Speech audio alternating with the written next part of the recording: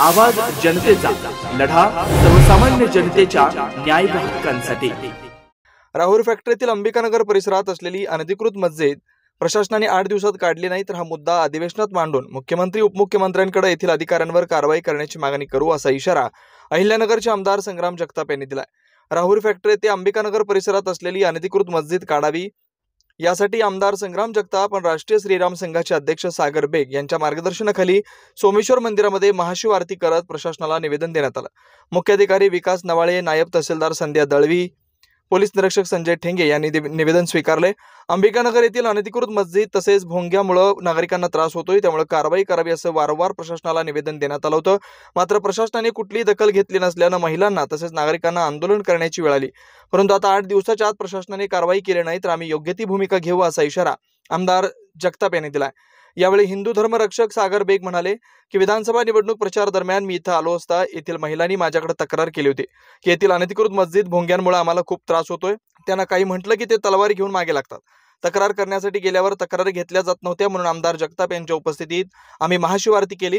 8 दिवसाच्या आत येथील अनधिकृत मस्जिद काढली नाही तर ती काढण्यासाठी आम्ही सक्षम आहोत असा इशारा देत प्रशासनाने योग्य ती कारवाई करण्याची मागणी करण्यात आली। यावेळी सकल हिंदू समाज बांधव मोठ्या संख्येने उपस्थित होते तर पोलीस प्रशासनाने मोठा पोलीस बंदोबस्त तैनात ठेवला होता। अंबिकानगर मध्ये सर्व अंबिकानगर वासियांच्या वतीनं महाआरतीचा कार्यक्रम महादेव मंदिरामध्ये आयोजित करण्यात आला होता आणि या निमित्तानं सर्व या परिसरातील अंबिकानगर वासियांच्या वतीनं आज सकल हिंदू समाजाच्या वतीनं राष्ट्रीय श्रीराम संघाच्या वतीनं मागणी करण्यात आली। या ठिकाणी असणारा अनधिकृत बांधकाम हे कुठेतरी चुकीच्या पद्धतीने इतर लोकांना नागरिकांना त्रास देण्याचं काम फक्त 10-20 घरं असताना काही जी आधी लोक या ठिकाणी आलेले आहेत आणि त्यांच्या वतीनं सातत्याने केलं जात आहे। कुठेतरी छोटा मोठा काही जर घडलं तर अगदी तलवारी घेऊन इथं असणाऱ्या हिंदू समाजाच्या समुदायावरती हे सगळं षडयंत्र वेगळ्या प्रकारचं सुरू आहे आणि एवढी अन्यायकारक भूमिका असताना देखील कुठेतरी पोलीस प्रशासन असेल, इथं असणारं महसूल प्रशासन असेल, यांच्या वतीनं कुठल्याही प्रकारची दखल न घेण्याचा एक निर्णय म्हणा किंवा कुठेतरी काहीतरी ठाम अशा पद्धतीची विचारधारा या लोकांनी कुठेतरी घेतल्यामुळे आज या लोकांना रस्त्यावर उतरण्याशिवाय कुठलाही पर्याय राहिलेला नाही।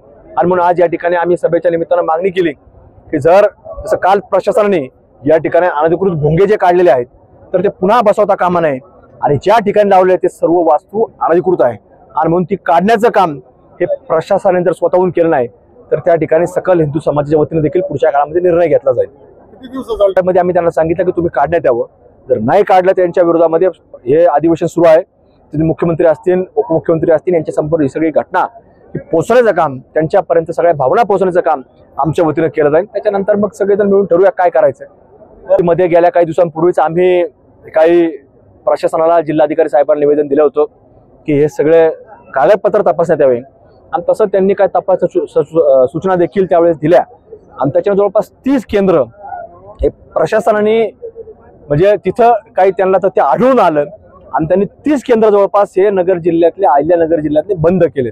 कशामुळे बंद केले, काही त्यांना त्यामध्ये त्रुटी आढळल्या म्हणून बंद केले ना। त्यामुळे याच्यामध्ये निश्चित कुठेतरी पाणी मुरतंय आणि ते पाणी कशा प्रकारे मुरतंय हे प्रशासनाने आमच्यापेक्षा जास्त खबरदारी घेण्याची आवश्यकता आहे, कारण बांगलादेश सारखी परिस्थिती इथं घडू शकते असे काही चित्र या ठिकाणी आम्हाला पाहायला मिळतात। लोक देखील सांगतात की हा मनुष्य बाहेर देशातला आहे, इथं तो काहीतरी वेगळ्या कारवाया करतोय पण त्याला पकडण्यात गेलं तो पळून जातात, म्हणजे असं देखील घडतंय।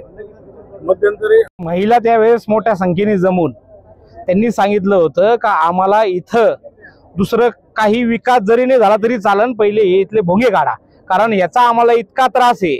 आमचे लहान लहान मुलं जरी तिथे खेळायला गेले तर लहान लहान मुलांना तिथे शिव्या दिल्या जातात आणि मोठे माणसं जर काही विचारायला गेले तर तलवारी घेऊन त्यांच्या मागे लोक लागतात। आणि आपल्या इथल्या मुलांनी जेव्हा जेव्हा असं काही घडलेलं आहे मागच्या काही 2 वर्षाच्या कालावधीमध्ये तर तक्रारी करायला गेल्यानंतर यांची तक्रारी सुद्धा घेतल्या गेली नाही। तर या सर्व घटना त्यांनी संग्राम भैयाकडे मांडले। आता आम्ही बसलो होतो आणि त्यांनी सांगितलं इतकं सगळं इथं घडतंय आणि मी भैयाने हे सगळं पोचवलं होतं का इथं असं असं घडतंय। तर भैया म्हणले इथं आपण एक महाआरती घेऊ, त्यांच्या मार्गदर्शनाखाली सकल हिंदू समाजाच्या मार्गदर्शनाखाली आज आम्ही इथं महाआरती घेतली आणि आता 8 दिवसाचा भैयाने त्यांना अल्टरनेट दिलेला आहे। तेवढ्याच दिवसात त्यांनी काढलं नाही तर आम्ही काढण्यामध्ये सक्षम आहे। जर आपण कोल्हारचं पाहिलं तर कोल्हारमध्ये कुठलीही परवानगी नव्हती। जेव्हा लोक हिंदू समाज रस्त्यावर उतरणारे आणि हिंदू समाज हातोडा हातात घेणारे ह्या प्रशासनाला सांगितल्यानंतर ती काढल्या गेली. जर ती इनलिगल तुम्ही त्या दिवशी मोर्चा करू नये म्हणून काढली, तशी ही काढून घेतलं पाहिजे. कुठलीही तर परवानगी नाहीये. उलट प्रशासनकडून ह्या इथल्या राहणाऱ्या गोरगरीब लोकांना धमकवलं जात आहे का तुम्ही जर ती जर मस्जिद काढली तर तुमचे घर सुद्धा इनलिगल आहेत, 200-250 घर तुमचे काढावं लागत. म्हणजे एक मस्जिद जपण्यासाठी 200 घरं आम्ही काढू अशी लोकांना घाबरायचं काम चालू आहे.